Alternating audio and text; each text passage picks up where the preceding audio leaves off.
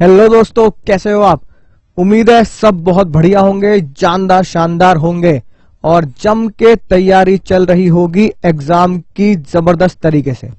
तो दोस्तों आज का टॉपिक फिर से एक और प्रैक्टिकल टॉपिक है जिसे मैं आपको बिना बुक रीड किए टिप्स पे याद करा दूंगा with practical real life example जो आपकी स्क्रीन पे है।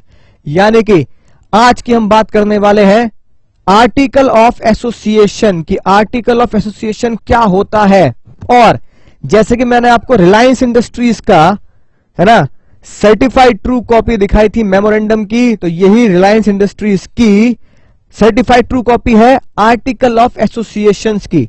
आर्टिकल ऑफ एसोसिएशन दोस्तों हमने पहली बार कहां पे पढ़ा था? सर हमने पहली बार आर्टिकल ऑफ एसोसिएशन जाना था जब हम कंपनी का इनकॉर्पोरेशन कर रहे थे। तो पहला ही पॉइंट क्या था सर? पहला ही पॉइंट था जिसका कोड हमने लिखा था मंडप पे आओ, है कि नहीं? बात याद आया? मंडप पे आओ, शादी है भाई मंडप पे आओ। तो उसमें हमने सबसे पहला कोड पढ़ा था। हम आरओसी में क्या दे के आते हैं जब इनकॉर्पोरेशन कराते हैं? एक मेमोरेंडम और साथ में आर्टिकल ऑफ एसोसिएशन, मोआ और ओआ। तो आज हम उसी ओआ के बारे में बात करने वाले हैं, आर्टिकल ऑफ एसोसिएशन के बारे में बात करने वाले हैं। तो उम्मीद है राइट आज का लेक्चर बहुत जबरदस्त होने वाला है और आपको वो ज्ञान प्राप्त होगा जो प्रैक्टिकली होना भी चाहिए। राइट इसमें सारी बातें किसकी लिखी हैं सर? सारी बातें लिखी हैं आर्टिकल और मेमोरेंडम की। तो हमें फोकस इस पे करना है आर्टिकल ऑफ एसोसिएशन जो आपकी स्क्रीन पर है।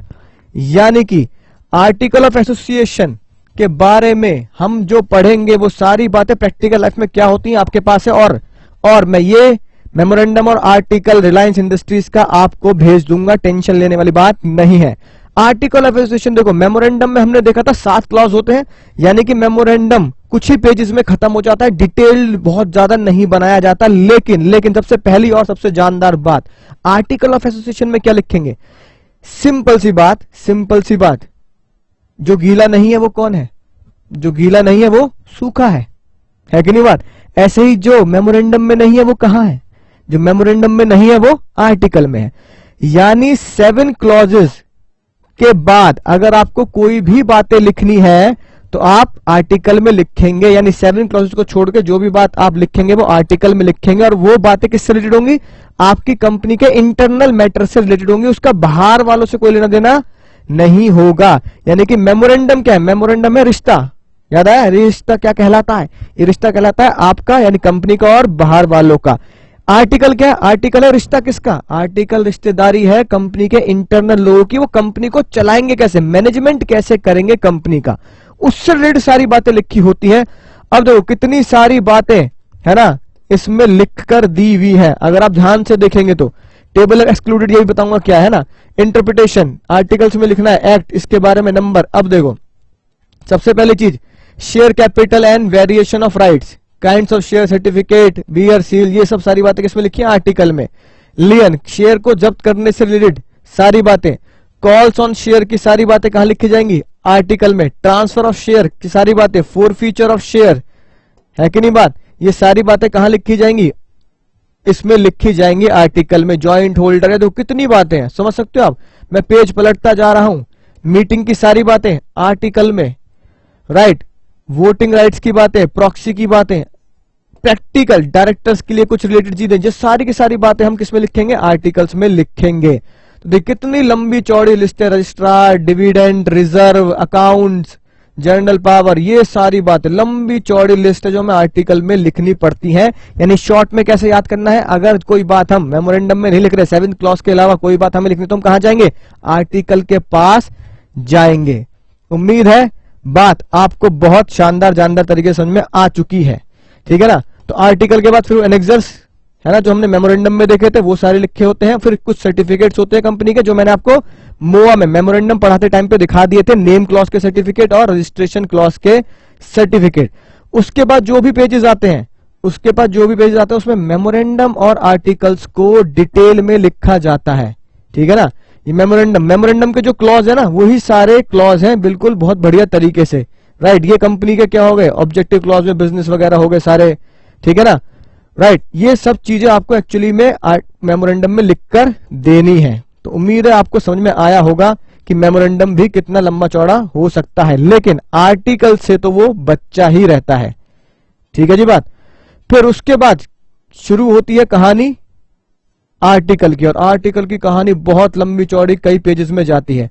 अगर आप देखोगे तो सब्सक्रिप्शन क्लॉज, ठीक है, मेमोरेंडम में मैंने आपको सब्सक्रिप्शन क्लॉज बताया था ना कि हर एक सब्सक्राइबर के आगे क्या लिखना पड़ता है, शेयर एड्रेस लिखना पड़ता है। देखो ये रहा, ठीक है ना, जैसे 7 सब्सक्राइबर होते हैं, सब्सक्राइबर का एड्रेस लिखना है, नंबर ऑफ शेयर कितने ले रखे हैं, और एक विटनेस होता है। तो देखो इन सभी के लिए विटनेस कौन है, इन सभी सब्सक्राइबर के लिए विटनेस एक ही है, ठीक है ना, वो उन्होंने अपना साइन कर दिया होगा और अपना नाम लिख दिया, और ये सारे सब्सक्राइबर उनके नाम और उनके शेयर्स लिख के हैं। बात आपको समझ में आ चुकी होगी 4 मई 1973 को। और फिर उसके बाद शुरू होती है आर्टिकल्स ऑफ एसोसिएशन की कहानी। ठीक है, उम्मीद है प्रैक्टिकली आपने देखा होगा किस तरीके से मेमोरेंडम और आर्टिकल काम करते हैं, राइट। और ये किसका था, रिलायंस इंडस्ट्रीज का था। तो चलिए बिना समय गवाए शुरू करते हैं आज की शानदार जानदार बात। स्क्रीन पर देखिए भाई और बहनों, स्क्रीन पर देखिए क्या लिखा है। ठीक है जी, articles of association. Articles of association सबसे बड़े मुद्दे की बात होता क्या है, कंपनी को चलाने के rules and regulation for internal management. ठीक है जी, बाहर वालों के लिए इंटरनल मैनेजमेंट, यानी इंटरनली मैनेजमेंट के अंदर जो लोग बैठे हैं वो कंपनी को कैसे चलाएंगे, अपने वो खुद के क्या करते हैं, रूल्स एंड रेगुलेशन डेवलप करते हैं। अगली खतरनाक बात जो खतरा भी बन रहा है आपके सामने, एओए, एमओए और एक्ट। ठीक है, यानी एओए मेमोरेंडम और एक्ट से एक्सीड नहीं कर सकता। AOA article of association, memorandum अपने पिताजी, और एक्ट कंपनीज एक्ट अपने दादाजी से ऊपर नहीं निकल सकता। टेंशन कोई बात नहीं, आगे प्रैक्टिकल एग्जांपल दिखाऊंगा आपको। अगली बात, अगली मजेदार बात, अगर आर्टिकल और मेमोरेंडम में लड़ाई है, अगर आर्टिकल और मेमोरेंडम में लड़ाई है, ठीक है, तो कौन जीता माना जाएगा पहले से ही, मेमोरेंडम। बच्चे में और पापा में लड़ाई है, ठीक है, तो यूनिवर्सल लॉ है, पापा पापा ही जीतेंगे। ठीक है जी बात। तो अगर आर्टिकल और मेमोरेंडम में कोई कॉन्ट्रडिक्शन है तो मेमोरेंडम प्रिवेल करेगा, यानी कि सिंपल सी बात, कौन जीतेगा, मेमोरेंडम ही जीता माना जाएगा। इसका मतलब क्या है कि आर्टिकल मेमोरेंडम से एक्सीड नहीं कर सकता, पिताजी से ऊपर नहीं जा सकता। सर समझ के बाद कोई टेंशन वाली बात नहीं है। केस देखो इसके ऊपर कितने शानदार है, सुनना ध्यान से। डायरेक्टर ऑफ द कंपनी ने स्पेशल रिजोल्यूशन पास किया। स्पेशल रिजोल्यूशन, सर ये बहुत बार आता है स्पेशल रिजोल्यूशन, तो नलायकों स्पेशल रिजोल्यूशन का मतलब होता है कि 100 में से, यानी कि 100 लोग हैं कंपनी के, 100 लोग हैं, 100 मेंबर या शेयर होल्डर कह दो, है ना, कंपनी के 100 मेंबर हैं, 100 में से 75% इस फेवर में है, 75, बाकी 25 नहीं है, इससे कोई लेना देना नहीं है हमें। 75% अगर कोई वोट कर देता है किसी के ऊपर, है ना, कि हाँ भाई हम ये काम करेंगे, हम एग्री करते हैं, 75% लोग हाँ कह रहे हैं, तो 75% को बोला जाता है स्पेशल रिजोल्यूशन। और सर अगर 50 से परसेंट से ऊपर हो, यानी कि अगर 75 की जगह मान लो 50 से ऊपर, मान लो 60% लोग हाँ कर रहे हैं, तो उसे बोला जाता है ऑर्डिनरी रिजोल्यूशन। ठीक है ना, तो 75% की वोटिंग चाहिए, स्पेशल रिजोल्यूशन। यानी कि स्पेशल रिजोल्यूशन जब पास कराऊंगा तो मुझे पता होगा कि 100 लोग आएंगे वोट करने, तो 75 वोट यस में खींचनी पड़ेगी, अपने फेवर में खींचनी पड़ेगी, तभी वो काम हो पाएगा। और अगर ऑर्डिनरी रिजोल्यूशन पास करना है, यानी कि लॉ में लिखा है सिर्फ ऑर्डिनरी रिजोल्यूशन पास कर दो, स्पेशल की जरूरत नहीं है, तो मुझे सिर्फ ऑर्डिनरी के लिए कितने चाहिए, मोर देन 50, यानी कि 100 लोग आएंगे तो 51 लोगों को मनाना है, ठीक है, वोटिंग कराने के लिए। राइट, समझ में आ चुकी होगी बात। केस देखते हैं ध्यान से, केस क्या लिखा है। डायरेक्टर ऑफ द कंपनी ने स्पेशल रिजोल्यूशन पास किया और इंक्लूड कर दिया आर्टिकल में कि डिविडेंड पेड होगा कैपिटल से।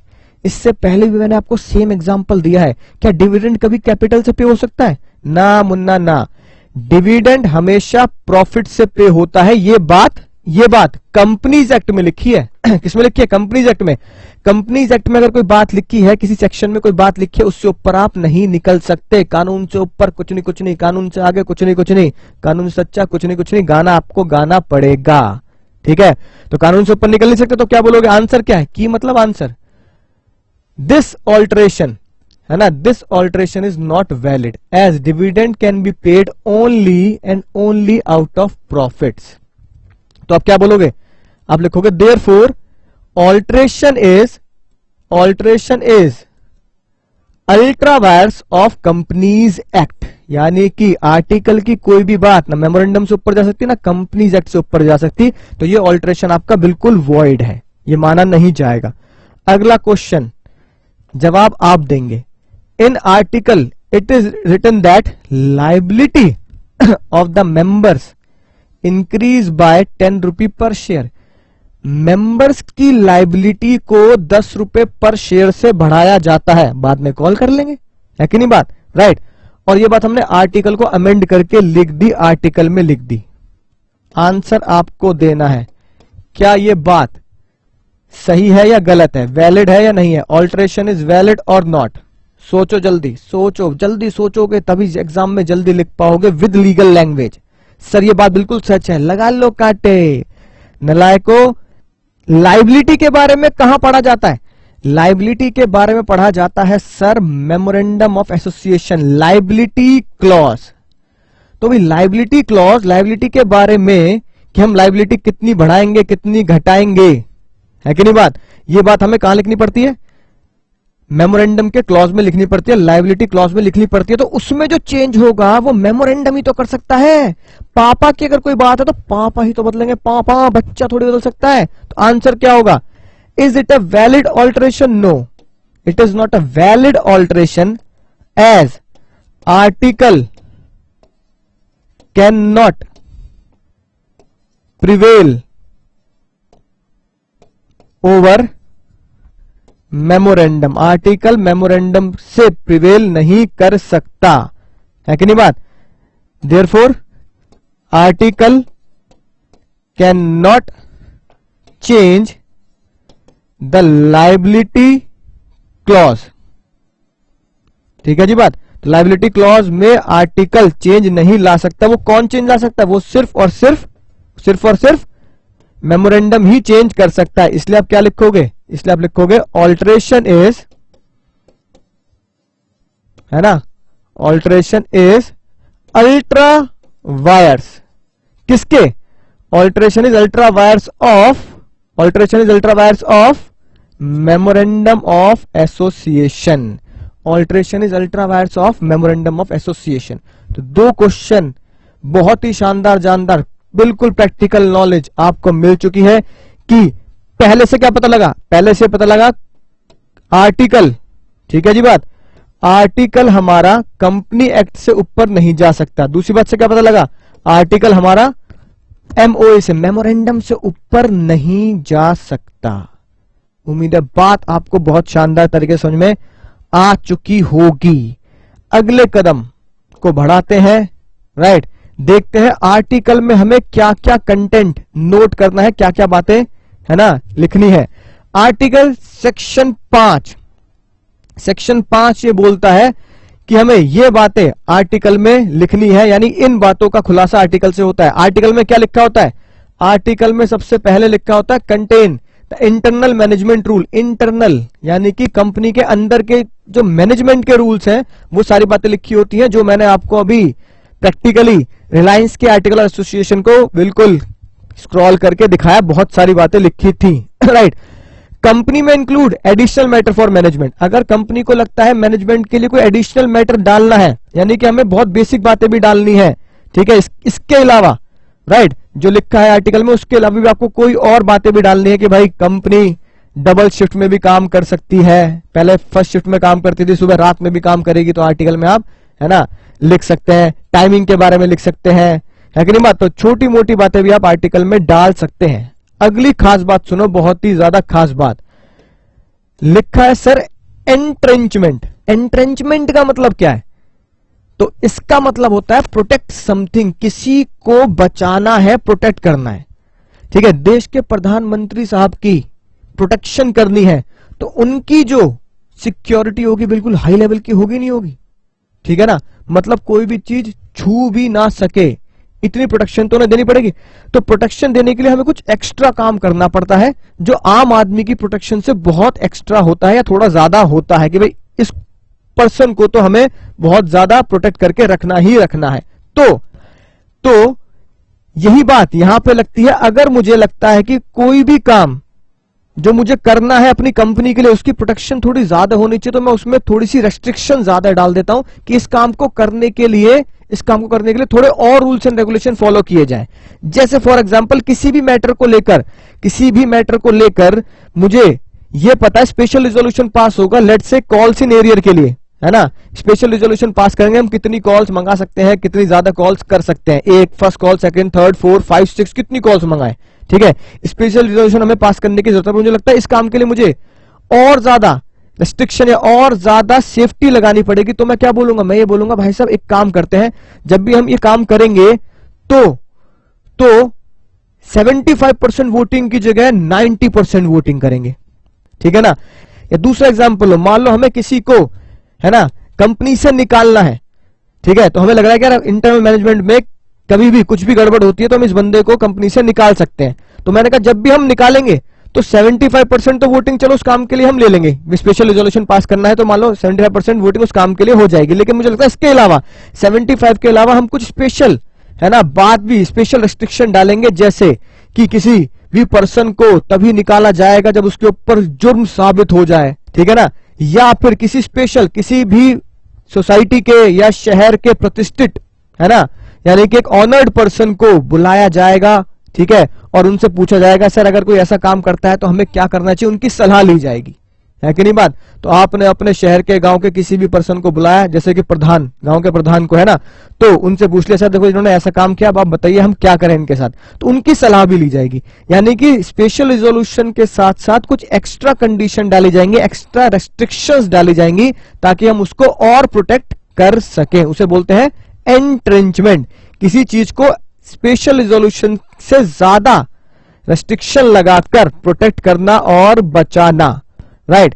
देखो क्या लिखा है, protect something more restriction than SR. Special resolution से ज्यादा रेस्ट्रिक्शंस हमें लगानी है। स्पेशल रिजोल्यूशन तो अपने आप में रेस्ट्रिक्शन है, क्यों, 75% वोट इकट्ठी करना कितना मुश्किल है, 75%। उसके साथ और 10 बातें जोड़ दो भाई, 75 के साथ साथ ये भी होगा वो भी होगा। तो हम किसी पॉइंट को बचाना चाहें तो हम उसको ऐसे कर सकते हैं।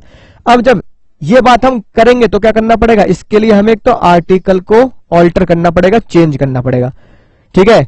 कब ऑल्टर चेंज करूंगा, कंपनी बन चुकी है उसके बाद आप उसको चेंज कर दें, ठीक है, कि भाई हम ये एक्स्ट्रा प्रोटेक्शन या हम ये एक्स्ट्रा रेस्ट्रिक्शन लगा रहे हैं। या फिर आप इसी एंट्रेंचमेंट को कंपनी के फॉर्मेशन के टाइम पे ही डाल दें, ठीक है ना, कि भाई हम इस तरह की एक्स्ट्रा रिस्ट्रिक्शंस लगाएंगे इन कामों को लेकर, ठीक है। उसके बाद क्या करना है सर, उसके बाद कुछ भी नहीं, कोई सिंपल सी बात करनी है, नोटिस भेज देंगे इस बात का, किसके पास, रजिस्ट्रार के पास। उनको तो बताना पड़ेगा सर ऐसा हो रहा है, ये लीजिए नोटिस, हमने कंपनी लॉ में जो लिखा है एसआर उसके साथ साथ एक्स्ट्रा रेस्ट्रिक्शंस लगाई हैं। फिर ये बातें तो आप जानते ही हैं, याद होगा जब एमओए पढ़ाया था तो आपको टेबल मैंने याद कराई थी बहुत अच्छे से, FGHIJ किन किन कंपनीज की होती है आप जानते ही हैं। गाना गाते हुए किसकी याद से आता है, एमओए की याद से आता है, तेरी याद साथ है, तो एमओए की याद साथ है। अब सुनो, यानी कि अगर किसी कंपनी ने जो लिमिटेड बाय शेयर है, ठीक है, उसने टेबल एफ का आर्टिकल अपनाया, ठीक है जी बात, किसका आर्टिकल अपनाया, टेबल एफ। तो टेबल एफ हो गई मॉडल आर्टिकल, कि भैया जो टेबल एफ में लिखा होगा उसे ही मैं अडॉप्ट कर लूंगा, वही मेरे लिए क्या बनेगा, आर्टिकल बनेगा। तो कंपनी में अडॉप्ट, या तो कंपनी सारे के सारे, है ना, प्रोविजन जो टेबल एफ में लिखे हैं, या कोई भी रेगुलेशन जो टेबल एफ में लिखी है ना, अडॉप्ट कर सकती हैं। कंपनी चाहे तो कहते जैसे टेबल एफ में लिखा है वो सब मैं अपनाता हूं, या इनमें से कुछ चीजों को मैं ले लेता हूं भैया, ठीक है। तो ये कंपनी के ऊपर ओपन है, ठीक है, जो पसंद आए तो लो, ना आए तो ना लो, जो तुमको पसंद वही बात करेंगे, राइट। अगली है सबसे इंपॉर्टेंट खास बात, ध्यान से सुनेंगे, जो बहुत बच्चों को नोट से पढ़ के समझ में नहीं आती, राइट। सर क्या बात आ गई ऐसी, अगर कोई भी कंपनी रजिस्टर्ड हुई है after commencement of this act, कोई भी कंपनी इस एक्ट के बनने के बाद रजिस्टर्ड हुई है, यानी कि कंपनी एक्ट 2013 जिस दिन लगा उसके बाद कोई कंपनी रजिस्टर्ड हुई है, राइट, तो क्या होगा, पीटीओ होगा। पीटीओ मतलब पीटीओ मतलब please turn over, next slide पे आएंगे। तो ये बात है ना आपके ऊपर लागू हो जाएगी। सुनना, जो बात नोट्स में लिखी है वो इतनी घुमा फिरा के लिखी है, बच्चों के ऊपर से, बिल्डिंग के ऊपर से निकल जाती है, बच्चा है ना रोने की हालत में होता है, क्या लिखा है, क्यों लिखा है, ठीक है। पहले उसको, इसलिए मैंने आपको राज की बात एसएमएस व्हाट्सएप लैंग्वेज में लिख के दी है। तो भैया ये राज की बात बताएं, ठीक है ना, हिंदी में समझेंगे पहले ताकि घुटनों तक बहुत बढ़िया तरीके से पहुंच जाए। जो कंपनी 2013 के बाद बनी और उस कंपनी ने मॉडल आर्टिकल एडॉप्ट कर लिया, मॉडल आर्टिकल है ना, हमने मान लिया कंपनी थी, उसने टेबल एफ एडॉप्ट कर ली, मॉडल आर्टिकल एडॉप्ट कर लिया, उसे अपना लिया और रजिस्ट्रार को दिया ऑन इनकॉर्पोरेशन, यानी जब हम इनकॉर्पोरेट कर रहे थे, ठीक है, तो पहले ही स्टेप में हमने एमओए और एओए रजिस्ट्रार को दिया रजिस्टर्ड करने के लिए, और रजिस्ट्रार को जो हमने दिया वो एक्चुअली में as it is table F उठा के दे दी कि भैया टेबल एफ तो लेनी ही है हमें, इसमें से ही है ना चीजों को निकालना है, तो पूरी टेबल एफ दे दी उनको मैंने। ठीक है सर, फिर क्या हुआ, फिर भैया कंपनी को बोला गया आपको जब भी चेंज करना हो तो अपने मॉडल आर्टिकल में चेंज कर लेना, कोई दिक्कत वाली बात नहीं है ना, हम आपको इजाजत देते हैं। कंपनी ने बाद में मॉडल आर्टिकल में कोई चेंज नहीं किया, कोई चेंज नहीं किया, जैसा रजिस्ट्रार को दिया ना बिल्कुल वैसे का वैसे रख रखा, उसमें कोई बदलाव भी नहीं किया।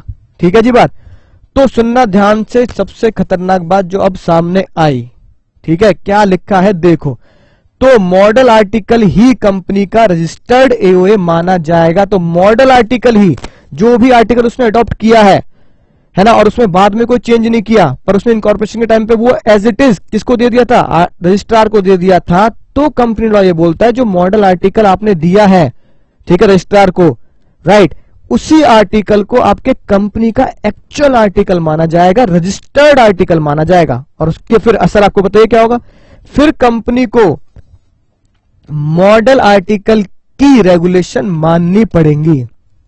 फिर तो जो भी मॉडल आर्टिकल में लिखा है वो सारी बातें एज इट इज माननी पड़ेंगी, कसम की तरह होगी, मम्मी कसम की तरह आपको वो बातें माननी पड़ेंगी। तो कंपनी लॉ ये बोलता है भाई साहब आपने पहले टेबल एफ निकाली, जब रजिस्ट्रेशन कराना था तो जल्दबाजी में आपने वो table F as it is चिपका दी, किसको, रजिस्ट्रार को। फिर रजिस्ट्रार कंपनी लॉ खुद बोल रहा है भैया अपने हिसाब से चेंज कर लेना, कोई दिक्कत वाली बात नहीं, फिर आप चेंज ही नहीं कर रहे, आपने चेंज नहीं किया, आपकी गलती, हम तो ये मानेंगे जो भी अब उस मॉडल आर्टिकल में लिखा है वो सब आपको बातें माननी पड़ेंगी, 101% माननी ही पड़ेंगी। आई होप बात आपको बहुत शानदार तरीके से समझ में आ चुकी होगी, यही था आखिरी पॉइंट, ठीक है ना। अब अगर रिलायंस की बात करें, ठीक है, रिलायंस की बात करें तो क्या रिलायंस कौन सा आर्टिकल मानता है, तो देखो बस एक ही बात बता रहा हूं ताकि है ना आपके घुटनों तक बात पहुंच जाए। क्या रिलायंस 2013 से पहले बनी है, 2013 के बाद बनी है? एमओए में मैंने आपको रिलायंस का रजिस्ट्रेशन है ना सर्टिफिकेट दिखा दिया था, राइट, कि कब रिलायंस बनी थी, रिलायंस इंडस्ट्रीज, तो वो तो 1956, रिलायंस इंडस्ट्रीज कौन से एक्ट में बनी थी, 1956, कंपनी एक्ट 1956 के हिसाब से बनी थी, तो 2013 से पहले हो गई ना, 2013 के बाद हुई, 2013 से पहले हुई, 2013 से पहले हुई, जो हमने अभी पढ़ा वो तो 2013 के बाद वाली कंपनी के ऊपर लगता है। तो रिलायंस ने अपने आर्टिकल में क्या लिख रखा है, table F not to apply, हम टेबल एफ अप्लाई नहीं करेंगे, ये एग्जाम के लिए नहीं है, नलायकों कभी दिल पे ले लो, एग्जाम के लिए नहीं है, ये तो मुन्ना ज्ञान सेवा है, ज्ञान सेवा क्या है ये सर, ये ज्ञान सेवा है, ताकि प्रैक्टिकल नॉलेज है ना आपके घुटनों तक पहुंचाई जा सके, राइट। तो table F not to be apply, तो ये लिखा है regulation contain in table F in schedule 1 of the companies act 2013 shall not apply to the company except in so far the same are repeated, है ना, expressly in these article और by the said act, यानी कि table F की कोई भी बातें हम नहीं मानेंगे, क्योंकि हमने तो अपना आर्टिकल पहले से बना रखा है। तो अब अपना आर्टिकल अगर पहले से बना रखा है तो उसे कैंसिल करके नया थोड़ी बनाएंगे टेबल एफ के हिसाब से। तो उन्होंने कहा भाई टेबल एफ हम नहीं लगाएंगे। तो ये पावर सभी कंपनी को दी जा चुकी है जो 2013 से पहले बनी थी। उन सबको बोल दिया कि 2013 के एक्ट में जो भी टेबल्स है या तो आप उन्हें फॉलो कर लो, उन्हें फॉलो नहीं कर रहे क्योंकि आपने तो पहले ही आर्टिकल बना रखे हैं, तो टेबल एफ को फॉलो करने की जरूरत नहीं है, ये वाले मॉडल आर्टिकल को फॉलो करने की जरूरत नहीं है। जो पहले बना रखे हैं उन्हीं को फॉलो करते रहो, उन्हीं को चलाते रहो, हमें कोई आपत्ति नहीं है। राइट, साथ में क्या लिख दिया, टेबल एफ में कुछ बातें लिखी है और पुराने आर्टिकल में कुछ बातें लिखी है, दोनों सेम टू सेम है, दोनों सेम टू सेम है, मैच कर गई तो फिर कोई दिक्कत नहीं है, फिर तो हम है ना एक ही बात मान लेंगे। तो उम्मीद है आपको प्रैक्टिकली नॉलेज हो चुकी होगी किस तरीके से मेमोरेंडम और आर्टिकल काम करते हैं। फिर आखिरी पड़ाव आता है, सर हमने मेमोरेंडम भी पढ़ लिया, सर हमने आर्टिकल भी पढ़ लिया, है ना सर, इसका कुछ डिफरेंसेस भी हैं। बहुत ही शानदार जानदार डिफरेंस है, वो आपको अब आप समझ ही चुके हैं, डिटेल में बहुत ज्यादा जाने की जरूरत है ही नहीं। मेमोरेंडम क्या बताता है, मेमोरेंडम कंपनी के ऑब्जेक्टिव्स बताता है, यानी कि 7 क्लॉज के थ्रू कंपनी का अस्तित्व, कंपनी का चार्टर यानी कंपनी का संविधान क्रिएट करता है। राइट, आर्टिकल क्या बताता है, सिर्फ rules and regulations of internal management, internal management के कुछ रूल्स एंड रेगुलेशन बताता है। कंपनी का क्या रिश्ता है, ये रिश्ता क्या कहलाता है, कंपनी का और आउटसाइडर का रिश्ता बताता है मेमोरेंडम। कंपनी का और इंटरनल लोगों का, मेंबर्स का रिश्ता बताता है आर्टिकल। ठीक है, मेमोरेंडम को आप चेंज कर सकते हैं, ऑल्टर कर सकते हैं कुछ सर्कमस्टेंसेज में, कुछ सर्कमस्टेंसेज में आप चेंज कर सकते हैं, कोई दिक्कत नहीं है, लेकिन परमिशन लेनी पड़ेगी या तो रीजनल डायरेक्टर से, यानी कि जहां आपकी कंपनी का हेड ऑफिस है वहां के रीजनल डायरेक्टर से, या फिर परमिशन लेनी पड़ेगी एनसीएलटी से, नेशनल कंपनी लॉ ट्रिब्यूनल से। आर्टिकल को, है ना, आर्टिकल को तो अमेंड करना, ऑल्टर करना बहुत ही आसान है, मात्र 75% वोट इकट्ठी कर लो, है ना, और बदलाव कर दो। अल्ट्रावायर्स बहुत डिटेल में आपको पढ़ा है, बहुत जबरदस्त तरीके से।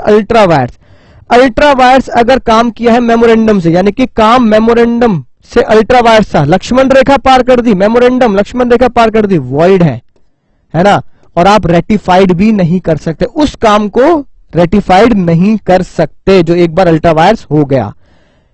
अल्ट्रावायर्स यानी आर्टिकल क्या हुआ, अल्ट्रावायर्स चला गया, ठीक है ना, तो आप उस आर्टिकल में अमेंड करके वो काम कर सकते हैं।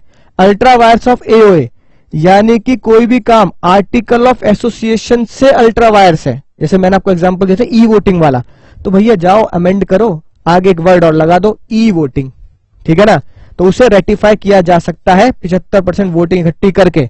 लेकिन सबसे बड़ी मुद्दे की बात, सबसे बड़ी मुद्दे की बात, भैया ये बात मत भूल जाना किसी भी तरीके से, आर्टिकल कभी भी मेमोरेंडम से और कंपनी एक्ट से ऊपर नहीं निकलेगा। It can not exceed MOA and Companies Act. I hope बात बहुत शानदार तरीके से आपके घुटनों तक पहुंच चुकी होगी। अब कुछ भी नहीं रह गया, अब just a reading of the notes. तो चलिए भाई और बहनों नोट्स की तरफ आते हैं।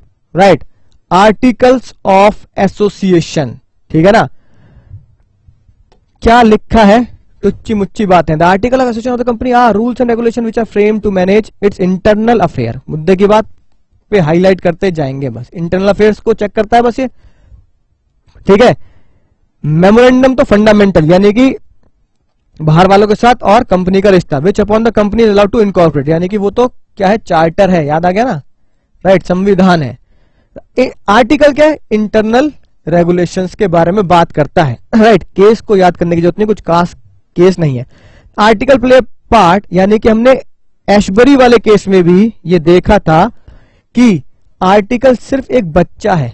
किसका बच्चा है, सब्सिडरी है, किसकी, मेमोरेंडम की, यानी कि आर्टिकल मेमोरेंडम का बच्चा है, यही तो मैं आपको बताता आ रहा हूं। They accept the memorandum as a charter of incorporation, company तो है ना मेमोरेंडम को चार्टर मानती है, संविधान मानती है। And so accepting its article proceed to define the duties. Article में क्या लिखा होता है, ड्यूटीज क्या है, आपके राइट्स एंड पावर क्या है, ठीक है ना, बिटवीन देमसेल्फ, आपस में खेलना है, सब कुछ खेल लो, आपस में खेल लो जितना खेलना है, ठीक है ना, राइट। और किस बेस पर हम कंपनी के मैनेजमेंट के हिसाब से कंपनी को कैरी ऑन करेंगे, carry on, and on the mode and form which changes internal regulation of the company में भी टाइम टू टाइम, और कैसे इंटरनल रेगुलेशंस को हम टाइम टू टाइम बदल सकते हैं कंपनी को ऊंचाइयों तक पहुंचाने के लिए। सर बच्चों वाली बातें लिखी हैं, क्यों लिखी हैं पता नहीं। डॉक्यूमेंट कंटेन द आर्टिकल, है ना, जो भी डॉक्यूमेंट यानी जो भी एक चिट्ठी पत्र जिसमें आर्टिकल ऑफ एसोसिएशन लिखा है ना, वो एक बिजनेस डॉक्यूमेंट है, यानी कि AOA is a business document. Sir ये मैग्ना कार्टा क्या है, मैग्ना कार्टा अजीब सी लैंग्वेज लिखी है भाई, तो नालायकों मैग्ना कार्टा होता है, मैग्ना मतलब अधिकार, ठीक है ना, क्या है, अधिकार, और कार्टा का मतलब होता है पत्र, ठीक है, यानी कि ये आपका एक अधिकार पत्र यानी राइट पेपर है, ठीक है ना, कोई खास बात नहीं, यानी memorandum is your right paper, आधिकारिक पत्र है। Hence it has to be constituted strictly, यानी उसको बहुत ध्यान से बनाना चाहिए, ठीक है, ये कोई बताने वाली बात है। It regulate document management of the company, create certain rights and obligation between the member and the company, ये बात हम डिफरेंस में भी जान चुके हैं, मेंबर एंड द कंपनी के बीच में। आर्टिकल क्या है, कंपनी का रूल्स एंड रेगुलेशन होता है, इसलिए बायलॉज बोल देते हैं, कंपनी के बायलॉज, इसमें कंपनी के इंटरनल मैनेजमेंट की चीजें लिखी होती हैं, जिसके हिसाब से कंपनी के डायरेक्टर ऑफिसर क्या करते हैं, फंक्शंस करते हैं, काम करते हैं कंपनी के मैनेजमेंट को संभालने के लिए, ठीक है ना, right. Its accounts and audit, it is important there that the auditor, अब आगे भैया तुम्हारी बात आ गई, ऑडिटर, ठीक है, जो बुक्स ऑफ अकाउंट्स यानी पीएनएल बैलेंस शीट चेक करेगा, रोटी पानी का जुगाड़ हो गया। सर ऑडिटर आते लिख देना, रोटी पानी का जुगाड़ हो गया, कंपनी का ऑडिट आएगा, फीस आएगी, मजा आएगा, है कि नहीं बात। तो जब कंपनी का ऑडिटर आएगा और वो चेक करेगा कंपनी की पीएनएल बैलेंस शीट, तो वो ध्यान में रखेगा भैया आर्टिकल में क्या क्या बातें लिखी हैं, और उनको देखकर ही कंपनी का ऑडिट करेगा। होगी बेकार की बातें, ठीक है। सेक्शन 5 जो मैंने आपको बहुत डिटेल में समझाया है, सबसे पहला पॉइंट क्या आता है, सबसे पहला पॉइंट क्या लिखा होता है आर्टिकल में, rules and regulation of internal management.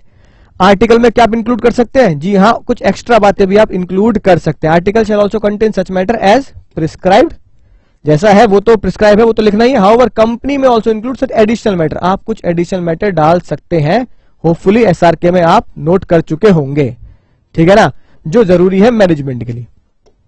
अगली बात सुनेंगे ध्यान से, एंट्रेंचमेंट, जो मैंने आपको बताया, ठीक है, कुछ एक्स्ट्रा रेस्ट्रिक्शन डालना कुछ चीजों को बदलने के लिए।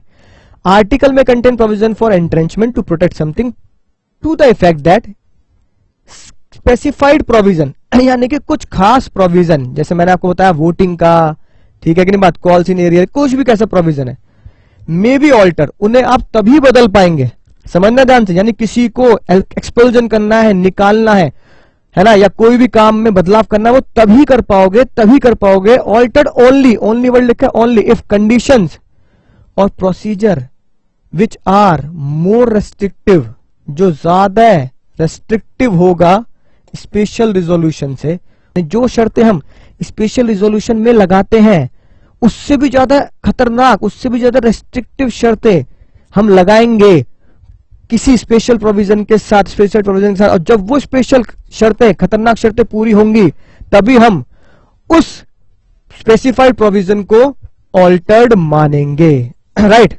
अगर बात समझ में आ चुकी होगी।